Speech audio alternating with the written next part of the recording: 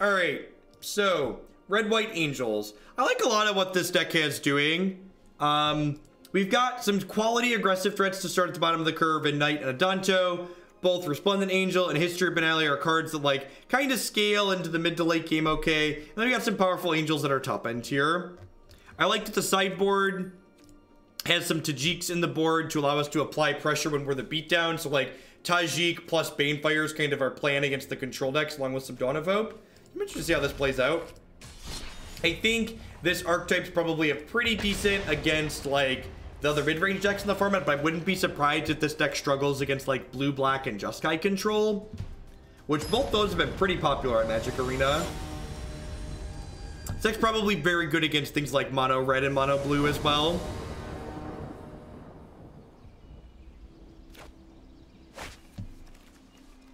This is fine on the play. It's got like one too many lands maybe, but I don't know. We also want to curve out to 5 in this deck. So having 4 lands at start's probably good. 2 into 3 into 3 is a pretty strong curve on the play. That's a great 2.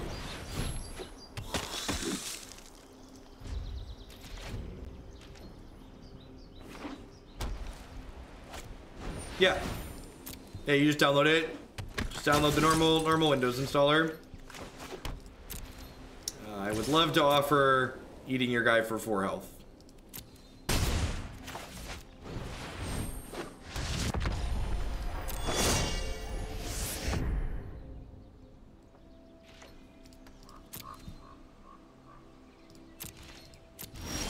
No third land. Probably good for us. Oh, I need to update the deck list. Thank you for the reminder. I updated the stream title and didn't update the deck list. Alright, deck list should be updated.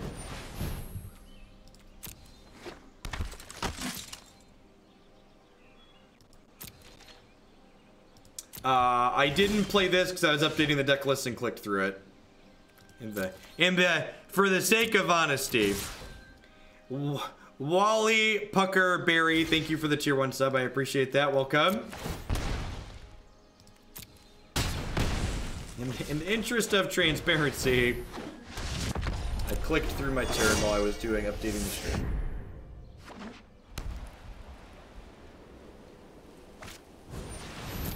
There's actually a mirror. That's kind of funny. I haven't played against Red Angels in a while, and like the first time we play it, we hit a mirror. Alright. The audio, there's a really good attention to detail in the audio in Arena. Concur. The little things like that they've done a good job on, I think. This is probably a Justice Strike matchup, right? Probably just want to like be able to kill most of their things. They probably have Lyras and stuff like that. Seal Away sounds appealing, but at the same time, a lot of their things have Vigilance, so I probably don't want that. Knight of Grace seems like it lines up poorly into the sizing of their cards.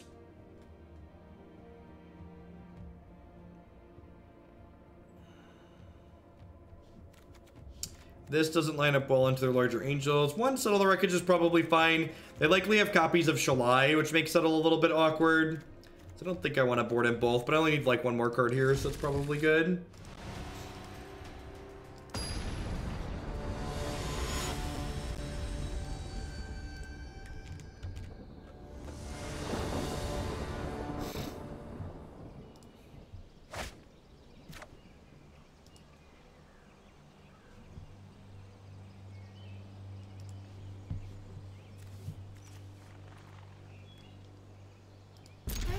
Fine. I don't know. Maybe I'm supposed to mulligan a hand that doesn't have any threats.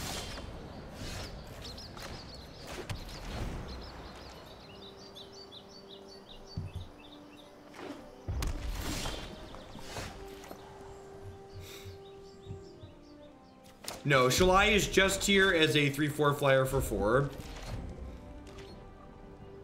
I mean, our decks control lead to start, right? Like...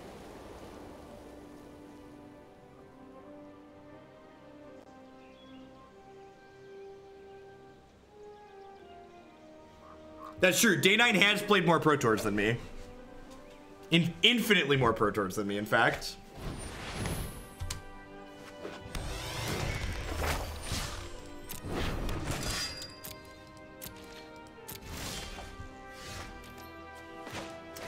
Just gonna go ahead and pass back here. Probably Clarion next turn. Clean both these tokens out.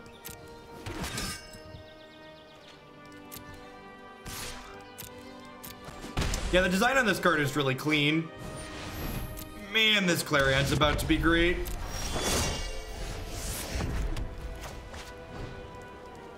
Goodbye, friends.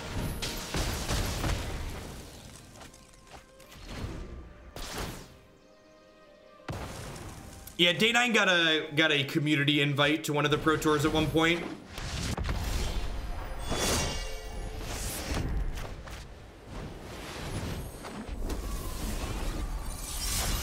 It turns out drawing lands in the mid-range mirror is good.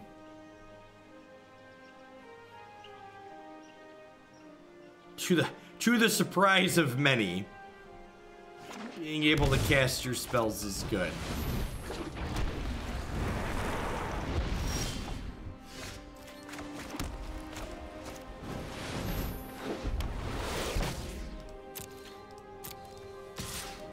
Rawr. That's my opinion on Mono Blue Tempo. Deck is sweet. I like that deck a lot. I'm a big fan of Tempo decks in general.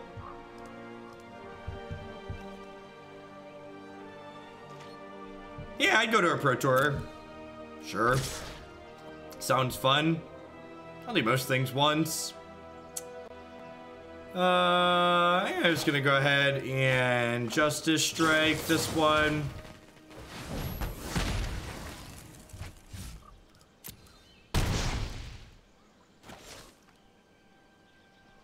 You top 8 the Grand Prix? Yeah. Don't hold your breath on that one. I have the correct mindset going into a Grand Prix. I'm going to the Grand Prix to set my money on fire.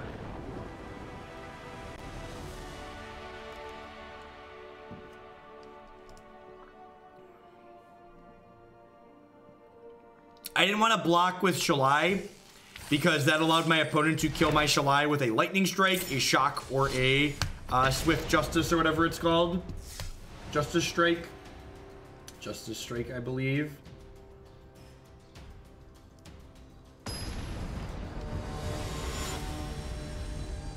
PT EVs. The PT is negative EV, even if you have a free plane ticket there. Once you factor in time off work and food spent on money in a foreign city and hotel. I think anybody who's been paying any amount of attention to the standard format knew that Golgari was going to be the most popular deck going into the Pro Tour. It's a very good deck. It can be built in a lot of different ways to be competitive in a lot of different directions.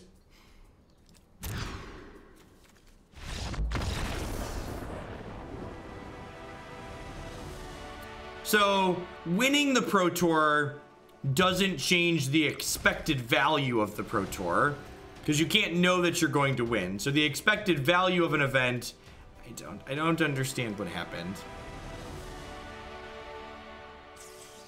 I don't know if you can even get a water bottle and a t-shirt anymore, chat. Look, Justice Strike. MTG Arena is reminding me what this card is called. What if I expect to win? Then you're very silly. Or you're Alex Bertoncini, so you know the deck is stacked in your favor. How'd he do at the Pro Tour, by the way? Anybody check the standings for him? I'm pretty sure he was playing there this weekend.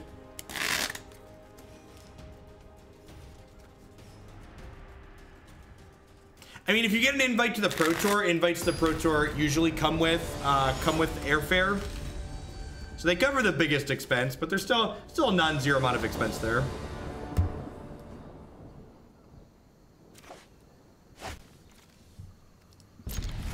Scarf's pretty good on the play. 2-3. Clarion has the hidden mode of just giving your creatures lifelink, which is sweet for racing too.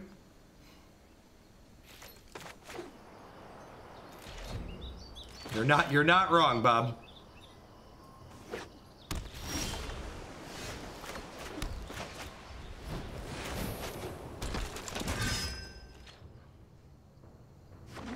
When I play MTGA, my inner monologue has started talking in Jeff mannerisms. Should I be concerned? Yes.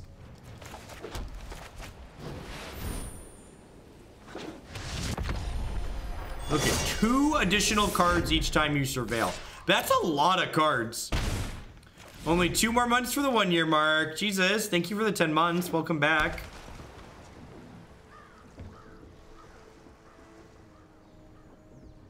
I don't know what they're doing. Maybe they're like a more aggressive Surveil deck. Man, Surveil 4, draw 2. Yeah, I agree. That's like a real thing, right? Like, that's a creeping chill. Huh. I don't know what they're doing, but I'm kind of into it.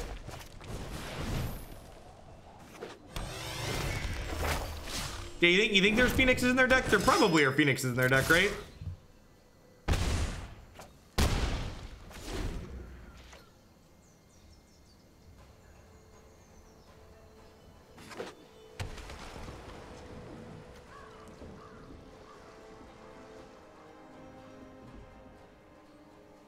Well, this card reshuffles their library too, right?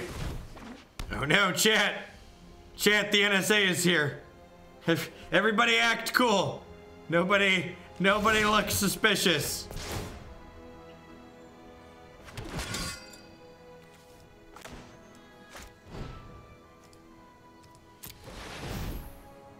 Very carefully select just the lifelink mode. Click delete your browser history. Just the very classic Surveil 6, 2-mana Surveil 6.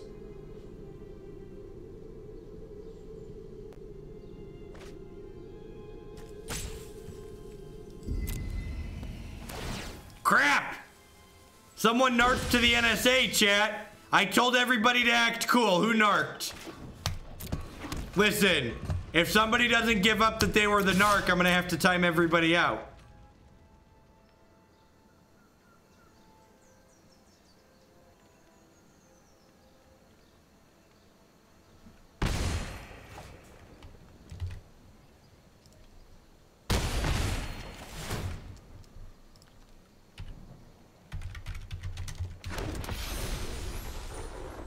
The narc was me. Oh, I gained life too, so I make an angel. That's good. That was an unintended consequence.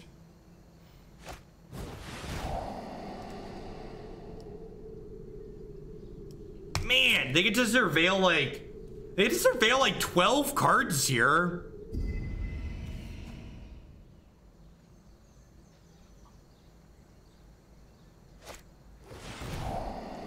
Well, usually you don't trigger Resplendent unless you're activating its ability, right? Like when you activate, whoa, we had a massive host from somebody there. Day 9 with the absurd host. Well, thank you for that. I appreciate it. Howdy to a giant pile of viewers coming over from there. I really appreciate that. Welcome. We're hanging out playing some Red White Angels this evening. Well, that's a new peak viewer count. For those of you that might not be familiar with me, my name is Jeff Hoagland. I stream Magic the Gathering full-time here on Twitch. I play a ton of Standard here on Arena. I also play some Modern on Magic Online. Play pretty much all Constructed here. We're currently playing some Red White Angels here this evening. My opponent appears to be playing some kind of Turbo Surveil deck with Creeping Chills and Narcomoebas, kind of flipping through all of the cards in their deck as quickly as possible. Seems like they had a lot of enchantments in their deck, which probably means I want Conclave Tribunal to clean some of those up. I think being a little bit more aggressive is probably worthwhile too. Some of my controlling elements are probably less good. Doesn't seem like they have a lot of creatures in their deck. So I'm gonna trim these Deafening Clarions. I don't know if actually I have enough cards to cut. I guess Banefire is probably better than things like Deafening Clarion because these just like don't have a text box. Like we can gain life with it, but that's not really particularly good. Any of my other cards that I'm interested in trimming? I don't think so. I think I just want all of my creatures to try and apply pressure as quickly as possible. What my opponent's doing. I want some amount of settles for birds. Are there birds in their deck? So like we saw almost half their deck and we didn't see Arclight Phoenixes while they were playing. So I'm not sure that they're on Arclight Phoenix. It feels weird if they would be like playing that much way to cycle through their deck without them, but I didn't see them. All right, they've mulliganed to 5, but they tried top. Our hand's pretty good here. We've got Adanto Vanguard on 2, which just applies a very, very absurd amount of pressure into Knight of Grace. We can also play our 2-drop into a Conclave Tribunal to deal with something like their enhanced surveillance. It's going to let them surveil extra. Yeah, I don't think they're playing birds. They were very unlucky if they were playing birds. Goblin Electromancer. Okay, so seeing red mana here makes me think maybe they are on birds.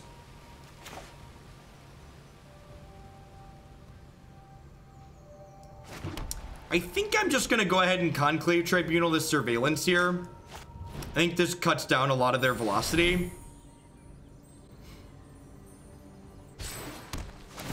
And then, so I don't want to Ixalan's Binding this, because that would let them just shuffle it away, so I'm not going to actually get to Ixalan's Binding this. And Ixalan's Binding Electromancer is going to shut them out of playing future Electromancers. The old hard cast Creeping Chill, yep.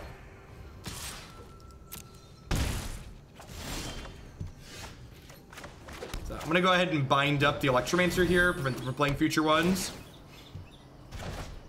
Go ahead and smash in for 3 here.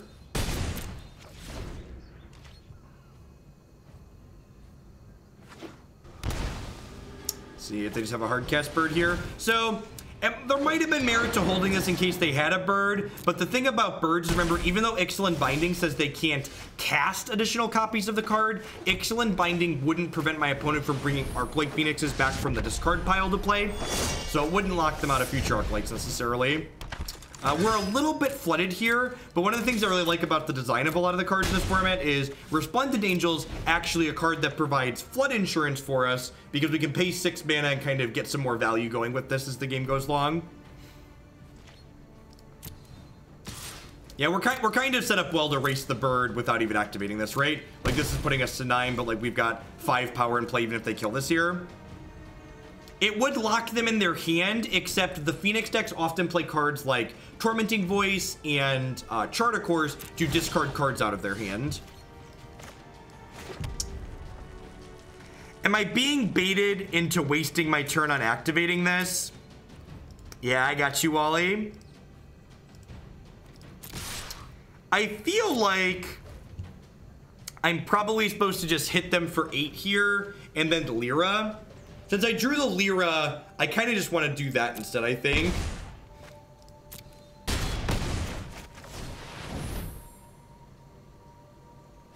This does play into that, though. We hadn't seen any counter spells out of them yet, though. So I don't know if I'm supposed to play around that. And, like, they're still dead on board next turn, right? Like, without an additional blocker. Like, they can block my Angel and then take 5 here, so we still kill them next turn regardless. I'm not really in danger of getting burned out here because I'm still at 9. Which, they could put me to 3 realistically, but they would have needed double Lightning Strike to kill me, which I think is pretty unlikely. So, they went up to 8 here. Is there advantage of playing Lyra pre-combat? None that I can think of. Because if I play Lyra pre-combat and they counter it, I still can't activate this. So there's no sequencing difference on my part. Alright, this game's pretty done. Opponent mulliganed a little bit low and just didn't have enough resources. We flooded a little bit, but the spells that we had were very good. Yeah. This is gonna... They're not dead this turn, but the Resplendent Angel is gonna make another 4/4, which means they're gonna be dead the following turn.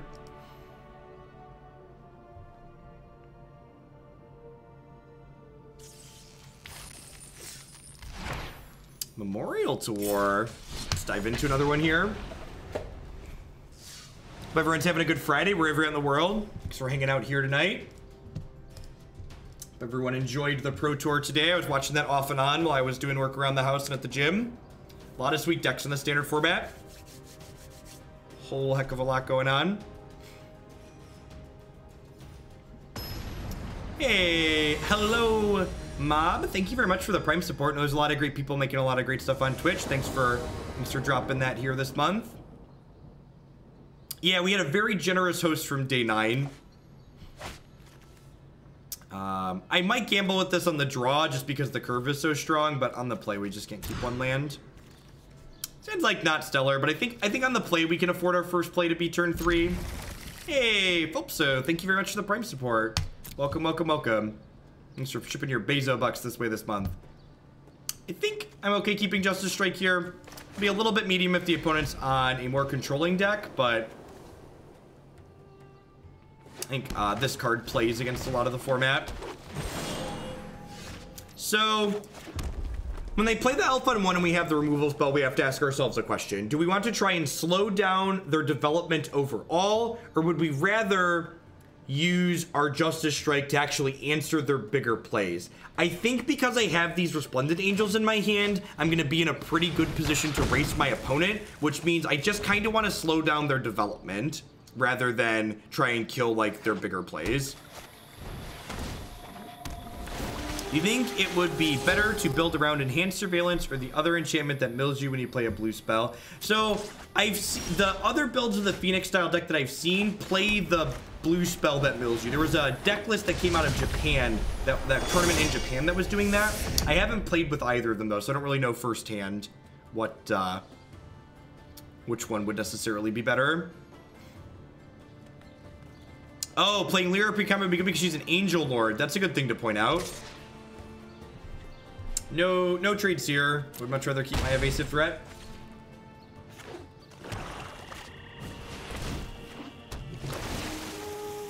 Depending on how big this gets, Chupacabra's very annoying.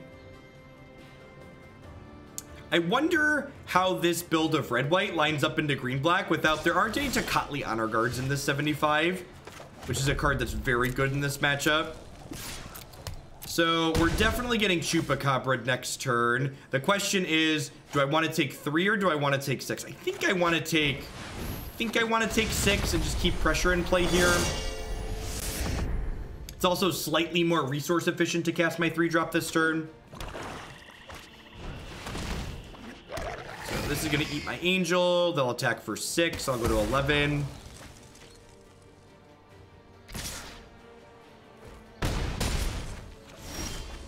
So a lot of their top end has higher power than...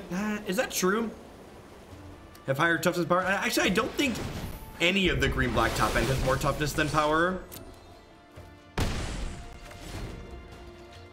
Trying to think. If they have like land into Vivian, we're mostly going to be up a creek without a paddle here. Those get to like shoot down my Shalai. Any Vraska's Contempt or Chupacabra, we're definitely pretty far behind here. Would you like to see what's left? Let's see if you're worthy. This is nothing. Yeah, we take 8 down to 3 here. I think that's probably the... I guess if I hit a land here, I can start pumping out things with this. Okay. If the rest of their hand is not good, if the rest of their hand is medium, this card alone is going to take over the game. Okay. Scars are less. That being said, I am dead to a removal spell here because they have 8 on board and I have 1 blocker. So if their hand is just a bunch of ground pounders like this though, that are smaller than my angels that I'm making, that'll be very good for me. We'll win the game pretty quickly. Just a great example of Resplendent Angel just scaling well into the mid to late game. So I actually want to block Merfolk Branchwalker rather than Jadelight Ranger here. And the reason for this is the opponent's deck has a lot of cards that return creatures from their graveyard to their hand or to play. So I'd rather put the weaker creature into their graveyard rather than the more powerful one here. Our best draw is probably Lyra.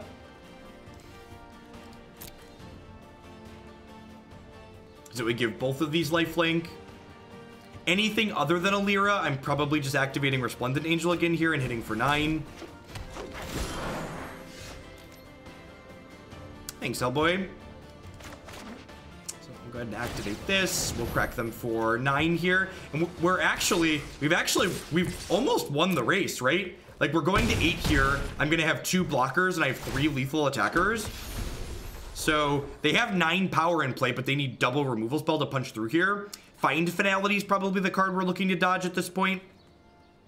Yeah, cards like Resplendent Angel are fantastic because, like, they're good early plays, and they're a card that scales into the late game. So the cards like this are great game design because they've reduced the resource variance that Magic has. Because in a lot of games like this, where we've had so few spells, we'd just be up a creek without a paddle. But because we have Resplendent Angel here, we're actually not dead.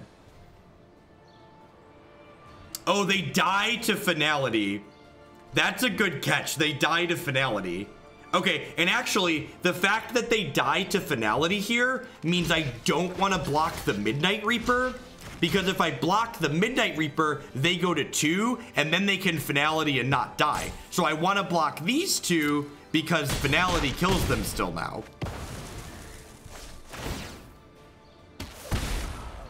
That's a good thing to point out. Yeah, now they're dead to Lightning Strike. Okay, that was a good catch, chat.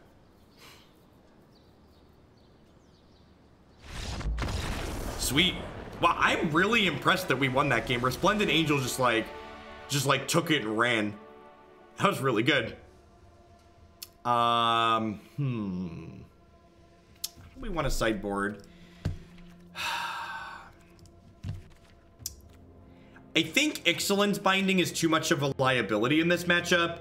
They have both Vivian and 6 mana Vraska that can destroy it. Justice Strike seems pretty reasonable. I think Tajic's not quite good enough. He just gets gummed up on the ground too much.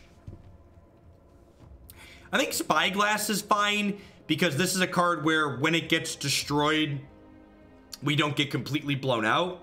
So maybe one of those is fine. I don't think I want both of them. They don't always have a ton of Planeswalkers, but just the first one is fine. Settle the Wreckage could be good too. Maybe I just want to like lean into cleaning up their board more. A Johnny could potentially be hard to defend. I feel like part of the way these games are going to go is we're just going to like ignore their ground pounders except when we're sweeping them and just race over the top. So yeah, maybe this is good. I think I like this configuration. Again, all of the enchantment removal seems appealing, but then when you consider the fact that my opponent has lots of ways to interact with these cards, it becomes a lot less appealing. 4 mana Vraska, 6 mana Vraska, and Assassin's Trophy all allow them to unlock their Vivians from the Spyglass.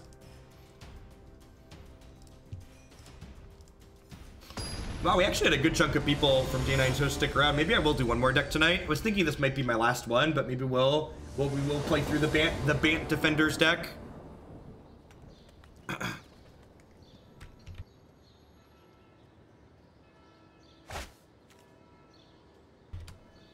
Huh.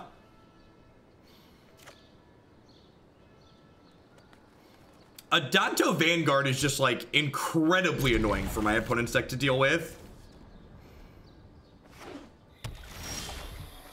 That's a great pickup.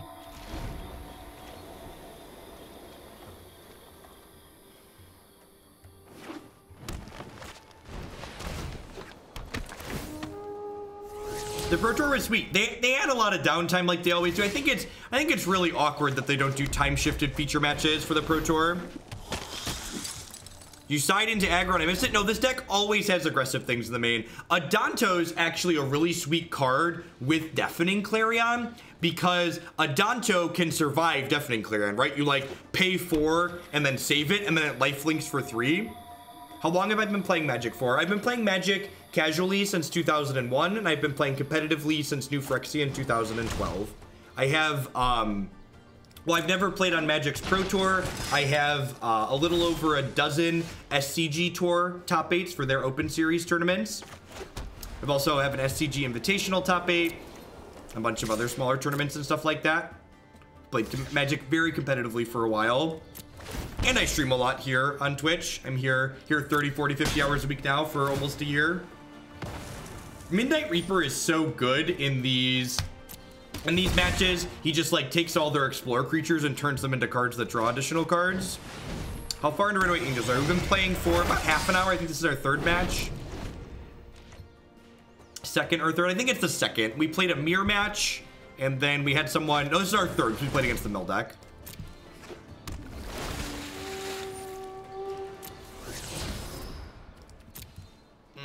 4/3 is going to be pretty big.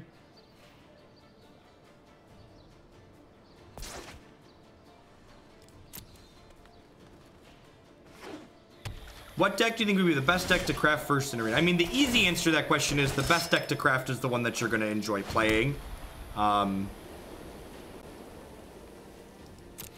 think I just attack with Adanto here.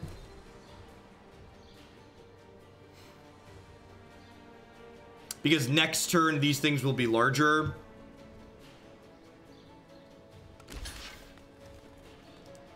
How's it going? It's going well, Sunny Dragon. We got a very generous host that jumped our viewer count up tonight. So I get to poke that. And I think I'm just gonna go ahead and jam this next history here. I'm gonna be pretty sad if they have finality.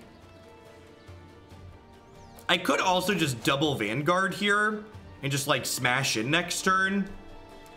The history is gonna let me attack for a good chunk next turn.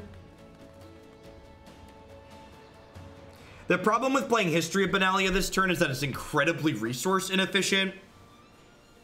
So I kind of feel like I want to either play Shalai or double Vanguard. Adanto is not a knight. Adanto is a soldier, unfortunately.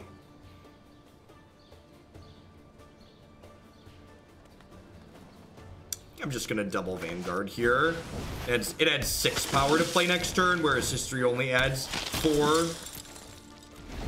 I think I just want to be as aggressive as possible. I think with the number of cards my opponent's generating from this Midnight Reaper, I need to win the game sooner rather than later. I don't think we're going to be able to steal a game where we go long this time. They're drawing enough cards that they're pretty likely to find their copy of Find Finality.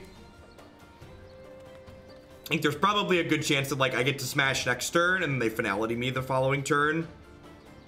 What we really want for them to do here is play some spot removal, because playing spot removal is indicative of the fact that they might not have a sweeper.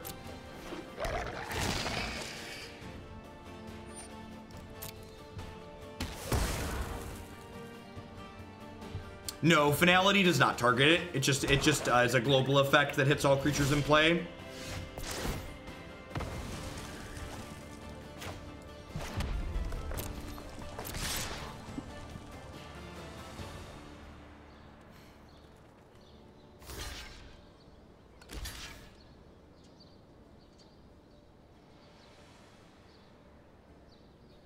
Finality doesn't have any targets.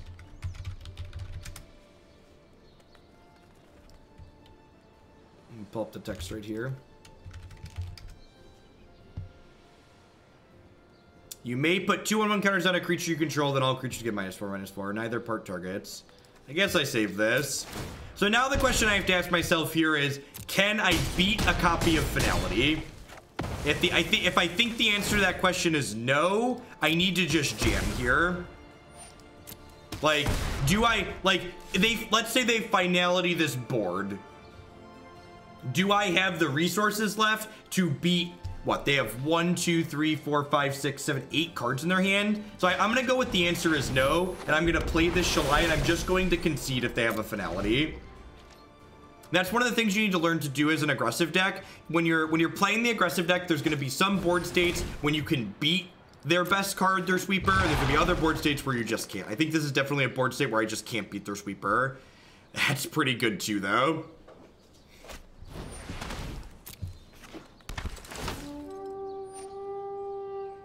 I mean, I think regardless of whether or not they Finality me this turn, pushing in is correct.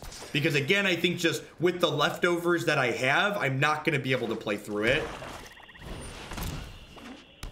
Although it looks like they didn't have Finality and I'm still kind of dumpstered here.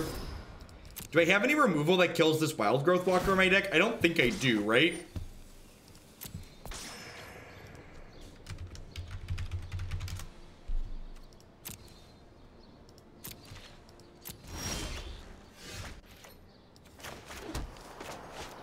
It's unfortunate I don't have green mana. Shalai is just a 3/4 flyer here. Yeah, I ditched the enchantment removal, which maybe I just can't do. They had so many planeswalkers. Do anything fancy for 4 months? You get some boots for walk-in. Thanks for the 3rd of a year. Welcome back. Really need to draw a Lyra to start gaining some health back so I can keep activating these Adantos. The Naya Midrange Brewer. If you go on my website and click videos, standard decks, we played Naya Midrange on Friday night. And if you click into the YouTube video, there's a deck list in the video description. It's a good note to everybody if you are coming in from day 9 stream and you haven't seen my stuff before and you find yourself enjoying my commentary and my dissection of plays, you be sure to check out my website. All my past streams get archived to my YouTube channel, and I break them all up by deck, so you can search just for specific decks on there. I think that's probably lights out. I think I'll take one draw step towards Lyra here, but this game's probably over at this point.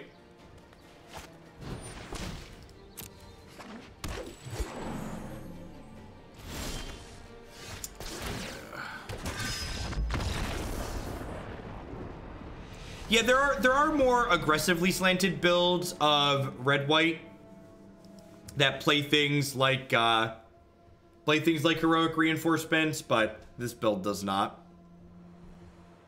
Scryman, thank you for the brand new tier 1 sub. I appreciate that. Welcome. I'm gonna put one of each of these in along with the settles and cut these like justice strikes. I think the lack of Tocatli honor guards are probably a miss in this 75. I think before we play the next match after this one, I'm going to throw 3 or 4 in the sideboard. That card's very powerful in this green-black matchup, just shutting off all their Explorer creatures.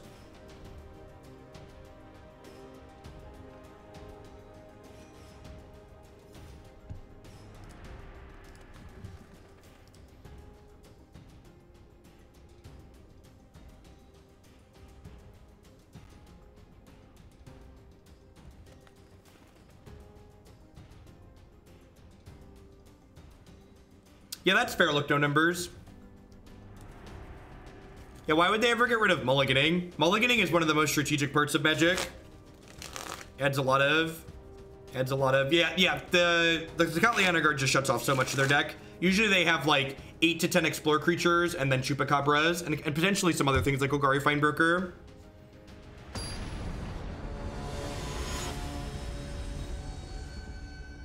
Yeah, I've seen the red, white, splash, blue build. They have like Disdainful Strokes and Teferi in them. It's a pretty easy mulligan there. Sounds fine. This curve's actually very good if we can run off a couple of lands here. It shuts off Undergrowth Walker basically because it turns off all their Explore creatures. As much as it sucks to bottom one of our more powerful cards there, we already have one in our hand and we just want to like do our best to curve out here. With double Adanto Vanguard, we can probably even afford to miss a land drop for the turn because we can go 2 into 2, but 2 into 3 into Aurelia is going to run them into the ground here, hopefully.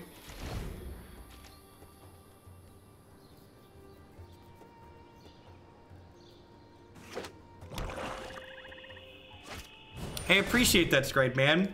Thanks for the support. Waffles Newton, thanks for the brand new Prime support. There's a lot of great people making a lot of great stuff on Twitch. Thanks for supporting mine this month. Shipping your Bezo bucks this way.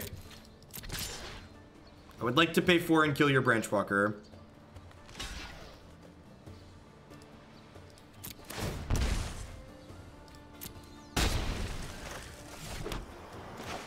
Remember, chat, those who don't learn from their history are doomed to repeat it.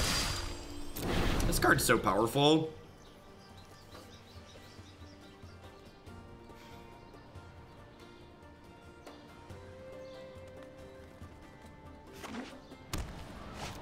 No, this is really good for us. So this only gives vigilance if it's white, so it doesn't really matter what I put this on. Of History of Benalia and Teferi, which would you say is more powerful? I mean, they're powerful in different ways, like, right? Like both cards are strong, but like the ways in which they're strong are different. Yeah, I think History of Benalia is probably objectively the best saga. There's other sagas that like also see play, but I think this is definitely the best of them. So if they have Chupacabra next turn, we could be in a little bit of trouble. Yeah, not even really. I guess they like Chup this and we smash them for 11 and they're at 16. Yeah, so Aurelia down. We attack for 11 next turn. They block here, we go to 8. That's pretty good. This is great because it gives us insurance against an eventual finality because it dodges the -4/-4. I know we're winning this game on the play here, but I think I still want a couple of Tocatli honor guards in the 75 just because it kind of shuts down a lot of what they're doing. Eldest Reborn is very good.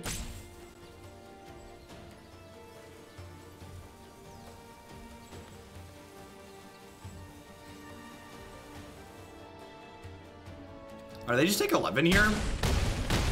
Fair. Puts them dead to this Lyra. So like, opponent already struggling to beat the board, play another Must Answer threat. They need a double spell turn here or they're very dead.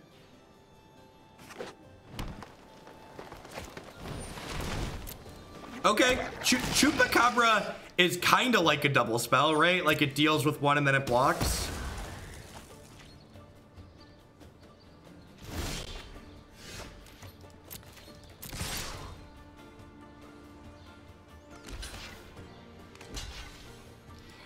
We could actually lose this. And like I talked about, you know, the pride cometh before the fall.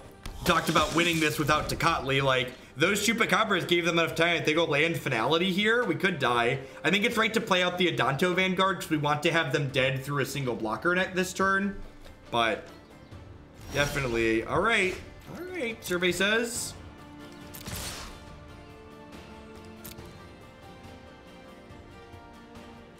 A moment of craving here. Braska's Contempt. Okay. Down to 1. Putting them to 1 is not irrelevant. It means that an Overgrown Tomb is not an untapped land here. They have another Contempt. We've kind of just stalled out here, unfortunately. If they just have a blocker here, Conclave Tribunal can pull the blocker out of the way and we can punch them for lethal.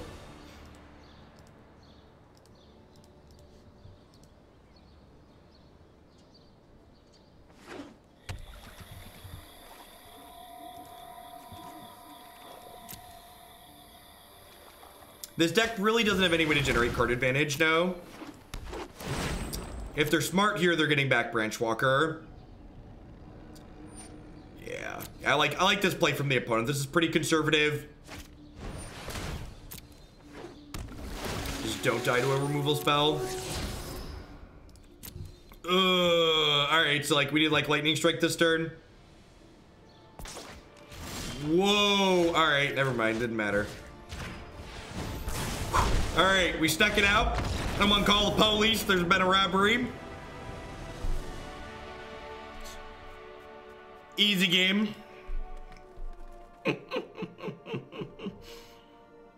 low variance game, this Magic the Gathering. Let's get some honor guards here. Let's take a look at what we've got going on here. So for people that might be new to my stream, this deck list is a viewer submitted deck list. So a lot of the decks that I play on this stream are decks that people send in to me so they can get feedback on it. We kind of play through some matches and kind of change a little bit of things. After playing a couple of matches, I think my first bit of feedback is I want some number of honor guard, even just 2 or 3, I think. I think I'm gonna put like 2 in the board and like 1 in the main. Not sure about Conclave Tribune. I think between Spyglass and Ixalan's Binding, I probably cover that axis well.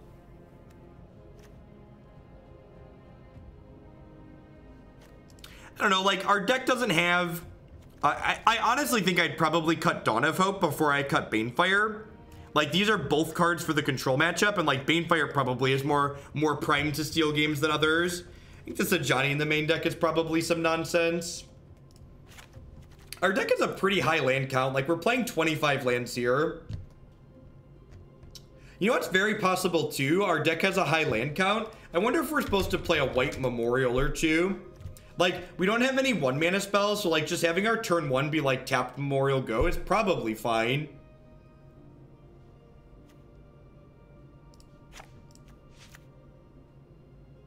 I'm gonna do that. Let's update the stream decker here. Yeah, we have 3 copies of Shalai, which is Hexproof Angel.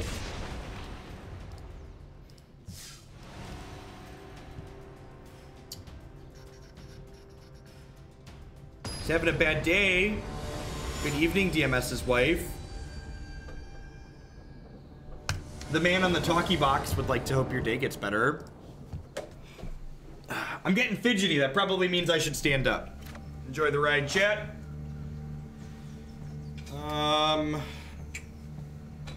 Sand really needs a land drop, but like we're playing 25 of them, and like if we stumble and we're against an aggro deck, we have a couple of removal spells.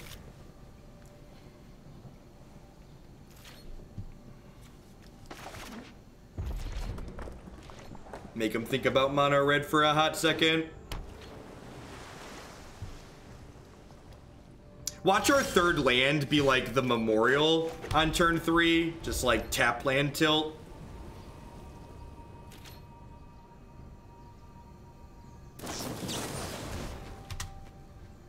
Could be the Drake's deck, could be the mono blue tempo deck, could be some of the Jeskai control decks are playing Opt as well because they play a couple of copies of Crackling Drake. Adds a little consistency. Looking like mono blue. Phoenix Mill, maybe? Which of these are better in my opinion? I think the red build of Angels has a little bit more play to it against the control decks. But I honestly haven't spent a ton of time playing the green build, so I'm not sure if that's 100% true. Perfect. Yeah, just like we drew it up, Jet. Nothing but professionalism here this evening.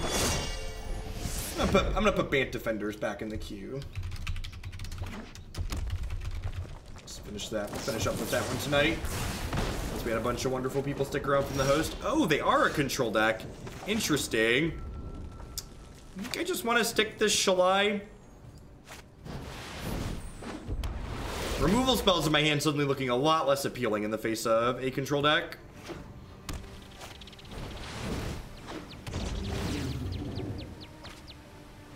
Drakes. So Aurelia here lets Shalai attack through this 3/4, which is nice. Yeah, could be Drakes. That's true. I haven't seen a ton of lightning strikes in Drakes, but that's definitely true. One of the things that the Pro Tour is really going to do this weekend, I think, is cement some of the details in some of these decks. There've been a lot of iterations of a lot of these decks, from everything from green black to just guided Drakes. The details change a good deal from list to list. The Drake getting up to 4 hurts a little bit this turn, but it does mean that Justice Strike will now kill the Drake, so that's good for us. See if the Lava Coil's very good. Doesn't look like they have a Phoenix in here yet, though, so that's good for us.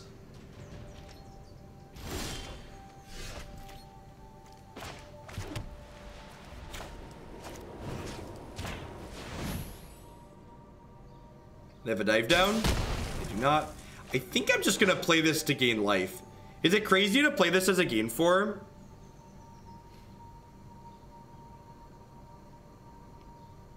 I feel like I just want to use my mana and gain 4 here.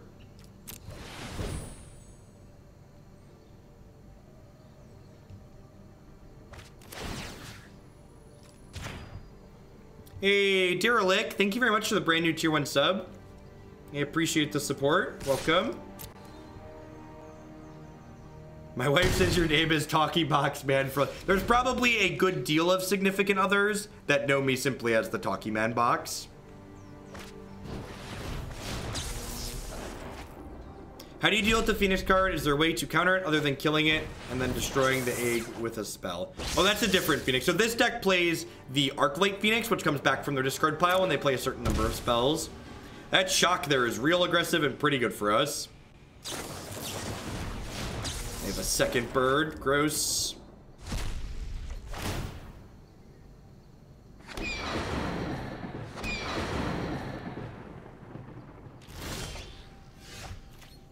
That is better for us than a Plains would be here, so that's nice. So I'm going to go ahead and attack with the Aurelia here. If they double block, I Lightning Strike their second bird, and they both go away.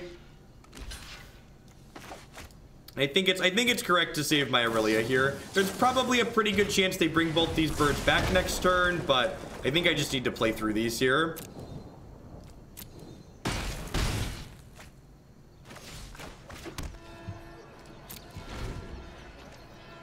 Yeah, the Clarion play looks much worse in the face of them having 2 birds now. You are correct. I'm gonna time you out for being a snarky turd.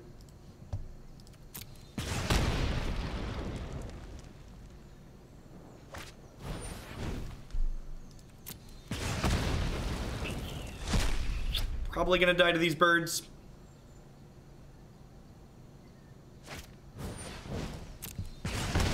Got a lot of hit points. We got a turn or 2 here. Almost out of gas.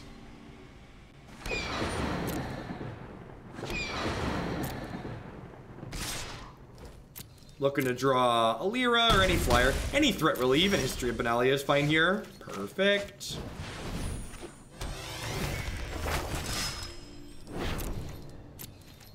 So, The point of playing the Clarion was for resource efficiency, and we've used our mana almost every turn, so it wasn't a complete waste.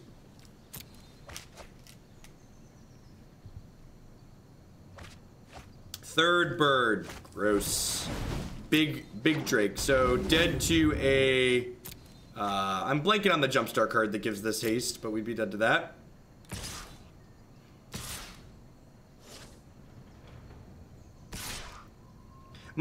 I timed that person out for making a snarky comment using information that they had from the future. Maximum Velocity is the name of the card. It's very easy to look back on plays and go, well, this is a situation that could come up. This is a situation that came up that punished us for the line that we made, but that doesn't mean that the play was incorrect at the time. And maybe it was incorrect at the time, but they didn't make that argument. They just wanted to be snarky about implying that we made a mistake. I think Clarion's actually pretty bad in this matchup on average. I'd much rather have the Exile removal. The Esper Dirtle deck's a lot of fun. Adanto Vanguard's very good at pressuring them here. Trimming Lightning Strike's probably not terrible here. Thank you, Jensen, for the biddies. Would I rather have Tajic than these Lightning Strikes? Probably. Yeah, I think we're the aggro deck in this matchup, right? Like, we have some Exile removal to keep their birds in check. But, I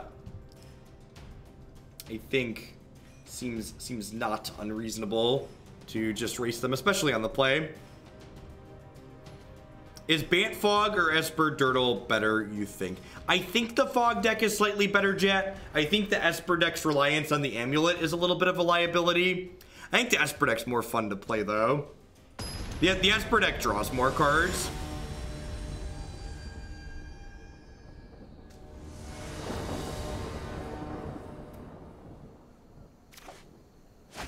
What's Esper Dirtle? If you go to my website and click standard decks at the top, you'll find a link to the deck list that I'm referring to when I say Esper Dirtle. It is a blue, white, splash, black deck based around... I'm blanking on what the amulet... It's not Amulet of Vigor. Amulet of Vigor is the modern amulet card.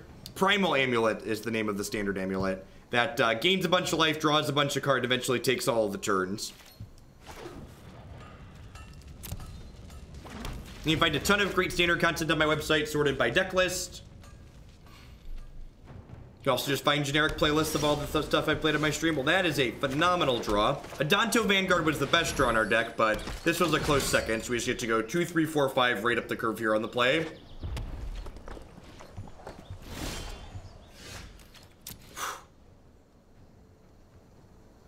History's a good rip too. This is a knight as well, so history will pump this up 2 turns from now, which is nice. He's dead, Jim.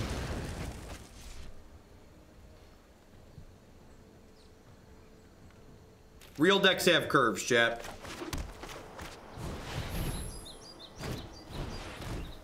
Opponent checking out their options here. Other than Knight of Grace, are there other standard playable knights? Not really. There's like a 4-mana knight that's like green, green, white, white, 4/4 that makes 2 other knights when it dies, but it's kind of clunky. And there's so much Lava Coil in the format. Yeah, Beneficial Marshal's a good pick, actually. That one's pretty reasonable. The mono white aggro deck that was very popular with the Pro Tour, and it was actually the deck, one of the 2 decks that went 8-0 today. That deck has other playable knights in it. So I'm okay playing into Disdainful Stroke here that they're likely to be holding up, because next turn I have another threat that would also get Disdainful Stroke. There could be an argument for playing Resplendent Angel there because it gets in under the stroke, but because I have other things that I would like to play through this as well, I think it's fine to just run into that first one. I actually have, there's a Mardu Knights deck in my queue, or I think I have both Mardu and Black White Knight decks in my deck queue at the moment.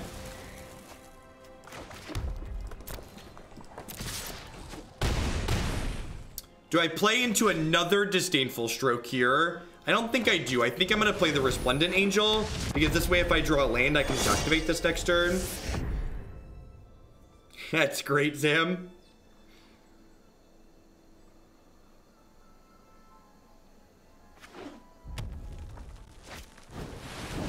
Sure. This Ixalan's Binding is about to be very, very good. Ixalan's Binding is quite powerful in this matchup. They have very few threats, so getting to bind up one of their 2 Drakes takes half their threats away, basically, or close to it. Not quite. They have Phoenix too, but half their bigger toughness threats. Yeah, the black-white decks, both vampires and knights, are one of the tribal decks that's going to kind of get unlocked when we get the other 5 shock lands with the next set.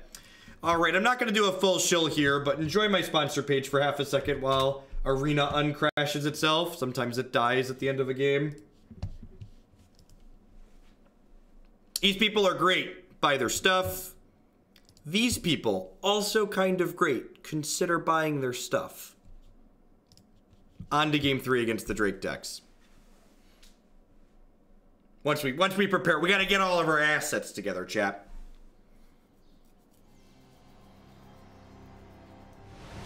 How much is it to get on my shill page? My banners start at $200 a month. They're very varying prices depending on what kind of service or what you're looking to advertise, but 200 is usually my floor. In general, I try to stick to advertising things that I have experience with firsthand. So things only go up on there if I can validate that they are good, such as these wonderful, wonderful sleeves from BCW. This hand needs another white source, but we're on the draw, and like Vanguard into History is definitely one of our better starts. Still needs a white source. Got done playing FNM with the Sultai Karn-Tez deck, and it was a blast. Awesome. Yeah, the Sultai deck's a lot of fun. Definitely that and Pirates are my 2 favorites right now. That's true, the babyface goal. The Harry's Razors, which is up in the corner right now, actually. If 100 people use that code before the end of the month, I'm gonna clean shave my face with my wonderful Harry's Razor. People always ask me what the donation amount is to do that, so pick up a razor if you'd like to see that happen. So really want to hit a white source next turn.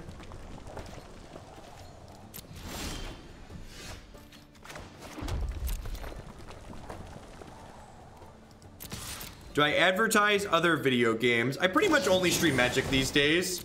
Do you mean, oh, do you mean like, will I take money to do sponsored streams? Yeah, potentially if the game's good. Harry's Razors are good quality products. They're good blades at a good price. What are we at right now? I think we're at like 72 or 73. Looks like 73 currently. He's dead, Jim.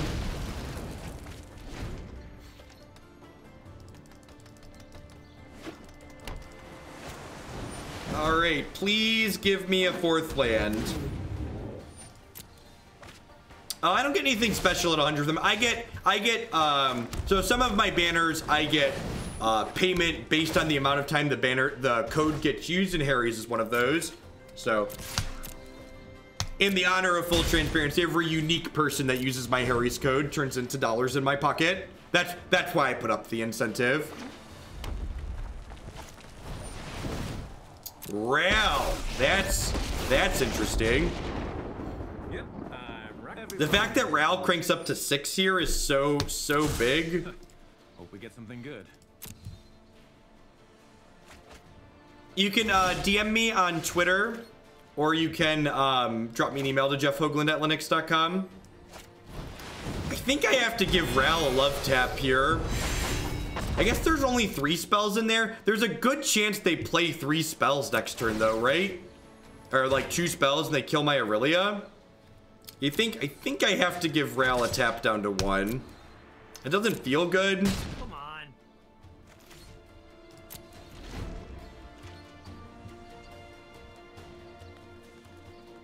Yeah, we played a couple Militia Bugler decks. I definitely think there's a Bugler Tristani deck somewhere in this format. The search for the unknown. That's real science.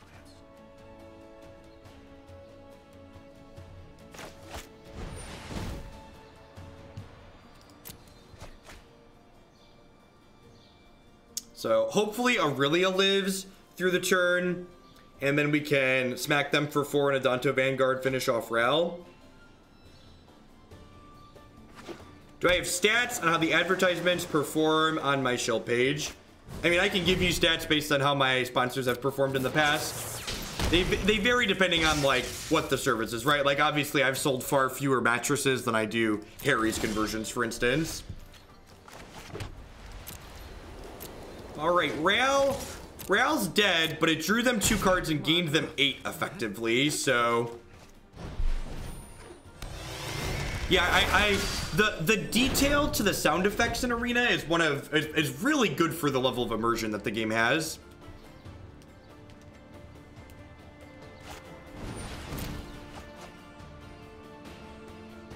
Yeah, they're subtle but not obnoxious. Okay, that's their first Phoenix. I'm still at 20 though, and I have the seal away, so I'm not super worried about the Phoenixes. Yeah, the fact that we didn't draw our second white till 5 was a little awkward. I think I'm gonna get like cannonaded here. She doesn't think he'll time me out. I got you. I aim to please. So the sure sign that they were cannonading or doing something here was the fact that they had 2 radical ideas in their hand and they didn't bring the Phoenix back from their discard pile last turn. It was a pretty big giveaway. They have Beacon Bolt in their discard pile, which means I probably don't want to play my Resplendent Angel out into it. So I'm just going to go ahead and play this next History of Benalia. And then hopefully they bring their Phoenix back next turn and I get to grab it with Seal Away. I feel like we're a little bit behind here at this point. They've got 5 cards in their hand. I don't have a ton of pressure in play. It's very possible this Adanto Vanguard just like trucks through and wins the game though. This card's basically impossible for blue-red to take off the table.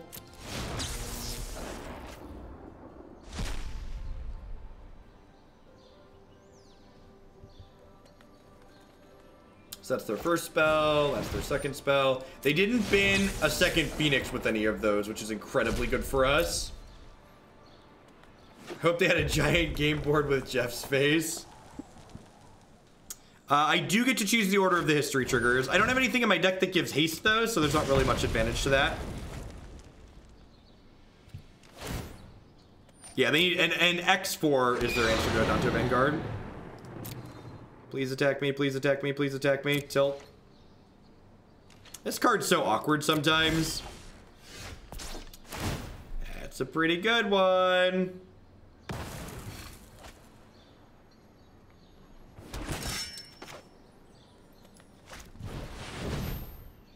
Bye-bye, birdie. Maybe they could have stroke. Yep. So this means they intend to block, right? Like they didn't attack, so they're blocking.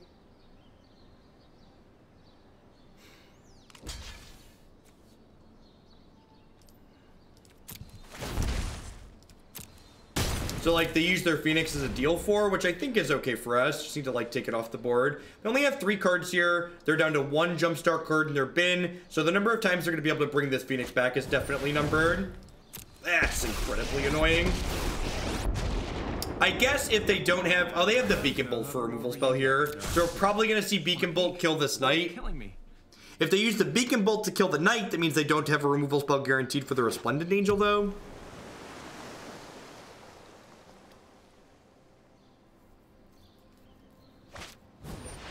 Coil, rough.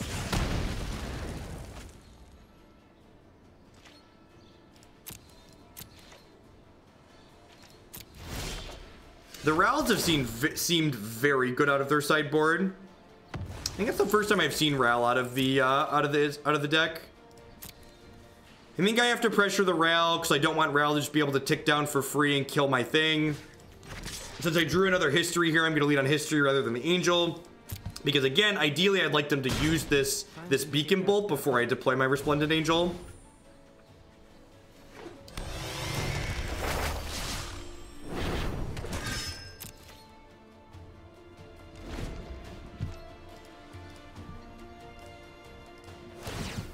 Yep.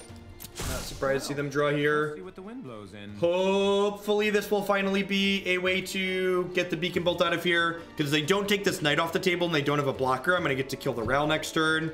They have 2 Phoenixes in the bin. If they find their way into 3 instants and sorceries here, it's probably the game. I don't know that I have enough gas to punch through that. Ops a real good start at playing 3 instants or sorceries this turn. You know, I honestly wonder if this deck's just not supposed to play Seal Away, and it's just supposed to play like a bunch of Ixalan's bindings, just because of how awkward this Seal Away is.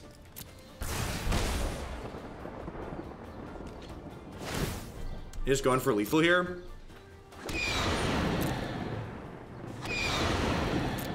Alright, come at me.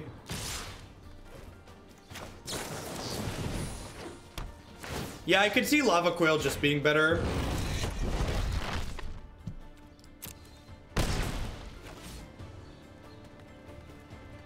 Are we gonna kill my Adanto Vanguard here? Killing Adanto Vanguard means Ral Zarek doesn't die next turn, so that's probably a good line for them. Go. That is an incredibly good draw. I'm gonna give Ral a little love tap here so he can't kill Lyra. We have to fade 3 draws though, right? Like they have their draw step plus Ral looks at 2 cards, so like they have a lot of looks here to kill this Lyra and kill me, or just like find lightning strike and kill me. So I wouldn't be surprised if we're still a dog here, but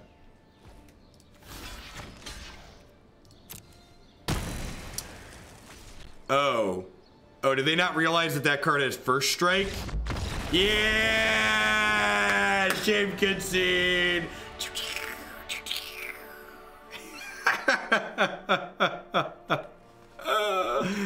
Whoopsie.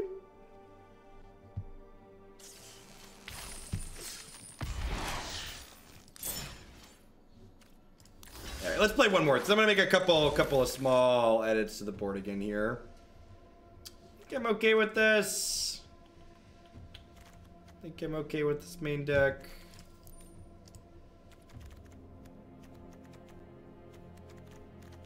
I'm not really a fan of these Seal Aways. I'll put a couple of Lava Coils in the board. I'm gonna put a Last Binding in the board. Let's do that. There are many people that make mistakes that are almost exclusive to Magic Arena. If you think what my opponent just did is exclusive to Magic Arena, you've not played enough Magic. What my opponent just did there is in no way exclusive to Magic Arena. It's exclusive to humans. If you ever played Modern, I can't tell you the number of people that attack into World Breaker not knowing that it has reach. Some of these cards just got big text boxes, chat. Pretty easy to be careless and just like run in and not realize it. Alright, let's play one more with Red White Angels deck, and then we're gonna play some Bant Defenders to wrap the evening up. I think the more offensive part about Worldbreaker having reach is that Ulamog the Ceaseless Hunger doesn't have reach as well. It's just like, why is this giant Eldrazi able to reach up but this other one's not?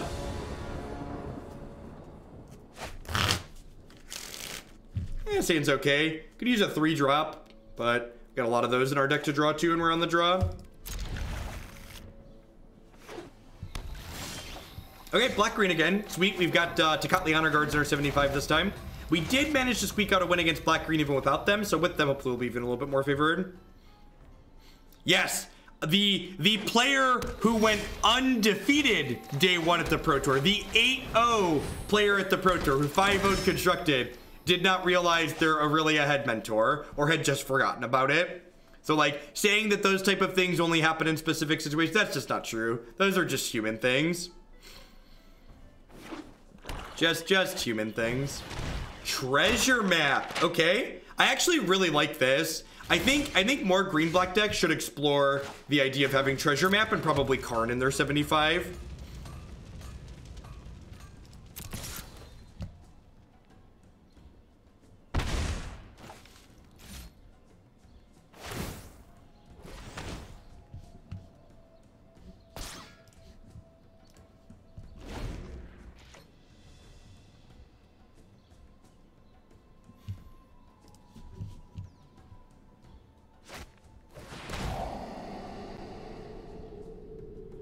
Discovery.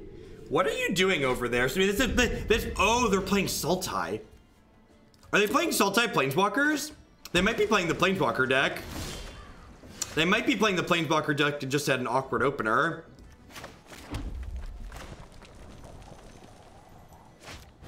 Yeah, I think I bind map here because I just don't have anything better to do with my mana this turn. So, like, my mana next turn is, like, priced into, like, using this Lyra. So, I think I'd like to just get the binding on. Ugh.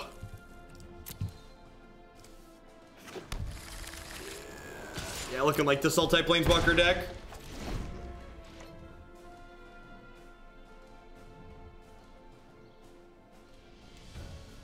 I mean, they won both the games that the player forgot their mentor triggers. He said in the interview he did not know it had mentor and did not use it in any of the games. Oh, Magic's great. I hope there's an unbanning so we can get more modern content. I'm still doing a bunch of modern content. Thanks for the 5 months, White Gold. I was on for 3 leagues this morning. We did 4 leagues yesterday. I'm gonna do 3 more leagues tomorrow morning. My plan is to still do 12 to 15 hours of modern content a week.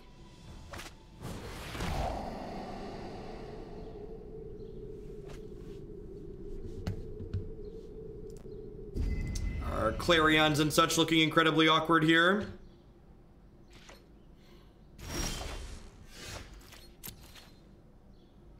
Opponent down to 3 cards, but this treasure map is about to flip and give them 3 more cards. My Deafening Clarion doesn't really have text in this matchup. We drew another land. Not looking like a good game 1 for our hero. Although, honestly, if the opponent's playing Sultai Planeswalkers, we're kind of the villain in this matchup, right?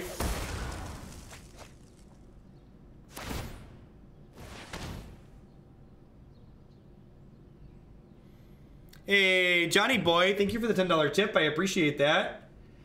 Forget the modern deck I sent you earlier. Can we add blue-black pirate since it looks sweet and I'm getting into standard? Definitely, Johnny boy. Always happy to play more pirates.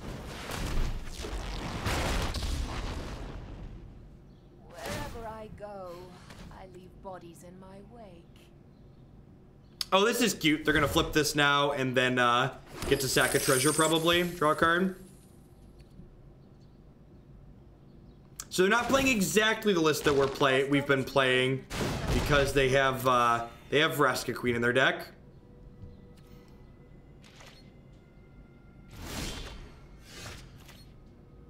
How quickly do you think Arena will get new expansions for Magic? Well, the latest set released on Arena before it released in paper. So I believe the lineup for releases on Magic Arena are going to be similar to Magic Online, in which they will coincide with paper. So the next set for Magic is scheduled for release in January, so I imagine we'll get it for Arena about then. Yeah, I think 4-mana Vraska is kind of a trap in general. So the reason why this card's a little bit awkward is she looks like she generates card advantage because she says draw a card on it, but the fact that she requires you to sacrifice a permanent really just means that she converts one resource into another.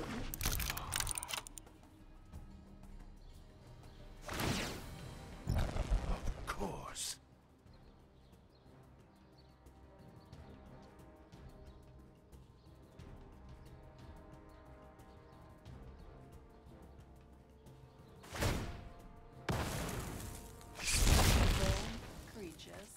They vanish all the time.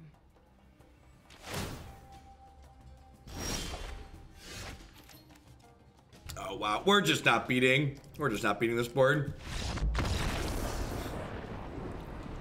She is very good with reassembling skeleton.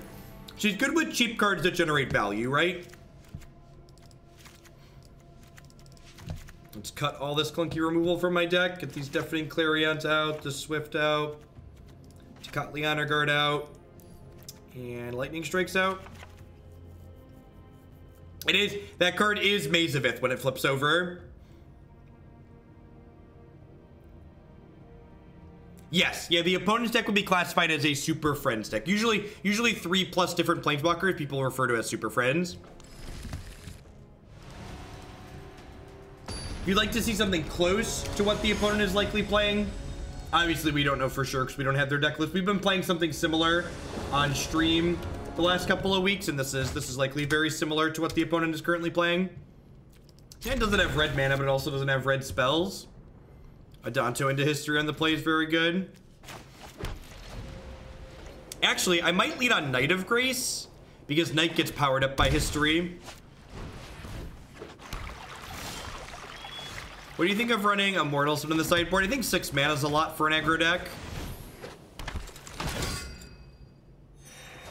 I'm up way past bedtime.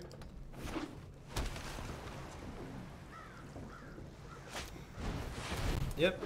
And I get a land. Ding. Even the red mana. It's good clean living right there.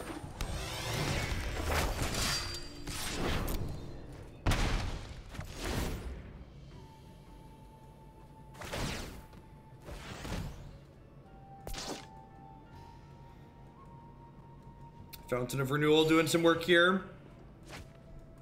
Slowly gained some life.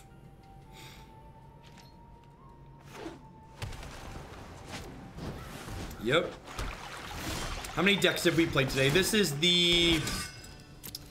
what number deck is this? This is the 3rd deck we played this evening. We're going to play a 4th after this. I also played 3 modern decks this morning, though. Do I want to play around Ritual of Soot?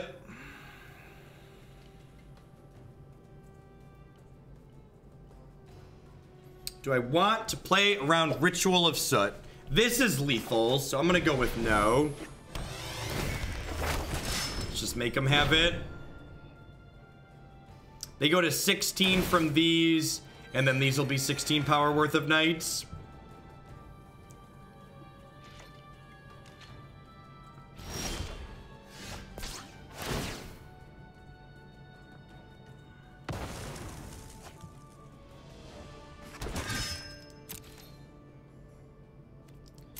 Smashy, smashy. Sure. On a scale of 1 to dead, where are we at here? And now, I can even go ahead and play out these Adanto Vanguards, and I kill them through Ritual of Soot, because Ritual of Soot says destroy. So, Golden Demise is the card I need to dodge. And I don't think I want to play around Golden Demise here. So, I think killing them through Ritual of Soot is ideal. You can't beat all the things. Don't try. Gotta pick and choose which cards you can afford to beat and which ones you can't.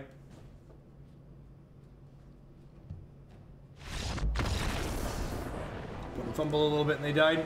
I don't know. The more I play this deck, the more I feel like the reasonable draws out of this deck are just a worse version of the red-white aggressive deck or white/red aggressive deck that we've played. I almost feel like I'd rather play the white/red aggressive deck compared to this, and then board bigger in that deck when boarding bigger is good and just be little to start. I feel like there's a reason why the white aggressive deck was one of the more popular ones at the Pro Tour.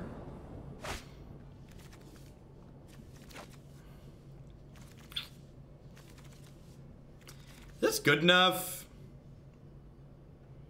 No, play still 3. I've got how many 2-drops in my deck?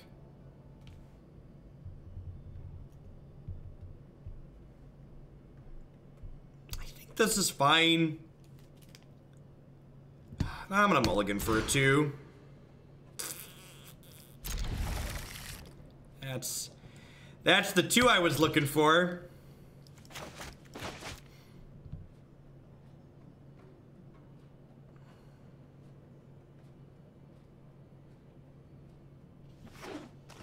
I mean, if we draw land, if we run off lands here, 3/4/5 is really good.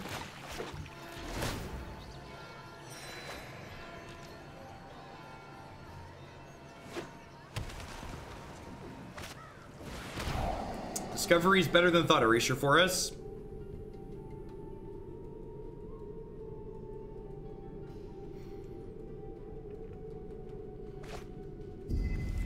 Wow, they have Golden Demise in their deck. That's good to know.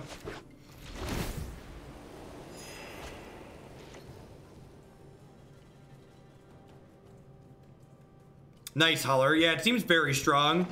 Jiffershish, thank you very much for the brand new Prime support. There's a lot of great people making a lot of great stuff on Twitch. Thanks for shipping your Bezo bucks this way this month. I appreciate it. All right, this is. I said if we went 2-3, if we went 3-4-5, we could be okay.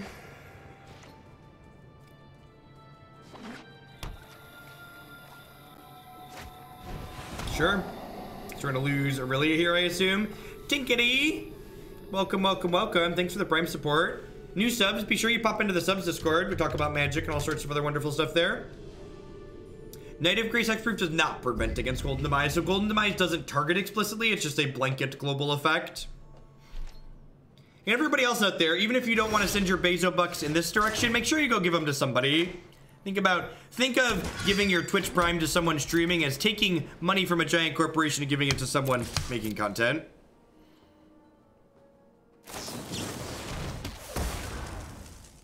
So details on how my submit deck process works here, but subs can submit and submit decks, and 1,000 Year Storm could be a fun one. I think I'm just gonna go ahead and Banefire for 3 here. I don't think I need 2 of these. Hey, Kaio, 1337, and Ziv Twitch. Welcome, welcome. Hope you're having a good Friday or weekend wherever you're out in the world. It's probably Saturday in a lot of parts of the world by now. Does Bezos have a Twitch channel, right?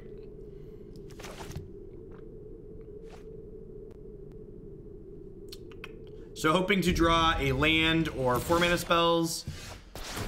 Awkward. Not hitting there probably means we're dead. My opponent kept a card on top of their deck, so I assume this is going to be like a land and a scary card. I guess it could also be like a Vraska.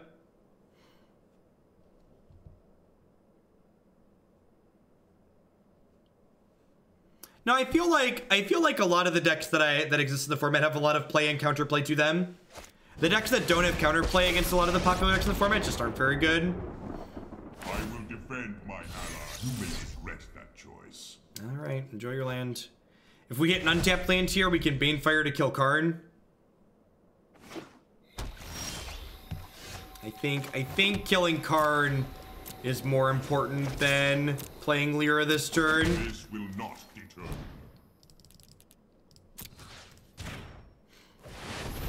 I do not feel. Please do not do that. Please do not do that. Poor Karn. Poor Karn. He's so genuine. His please stop line is so sad. Mono Blue's a tempo deck. Stand aside. Which tempo is a vernacular that refers to aggro control. MTGO is very, very tedious to play compared to Magic Arena. Magic Arena is just so fast and smooth. Yeah, we're pretty dead here. Hey, Bofflin, thank you very much for the brand new Prime support. Thanks for shipping your Bezo bucks this way this month. I think my conclusion of this deck is it's just a clunkier version of the white aggressive deck.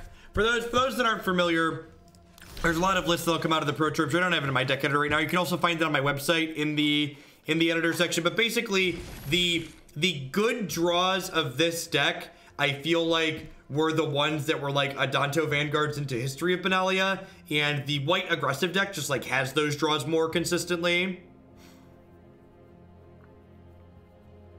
And the white aggressive deck like has tools, especially out of the sideboard, to board bigger when being bigger is good. So tempo means aggro control. It's short for aggro control. Yeah, you know, like, and you know, we play Magic to have fun, right? So like a game where you're like sub 1% to win or like sub 5% to win, those games aren't very fun. What's inside that spicy tuna? The spicy tuna is mono blue tempo with a red splash.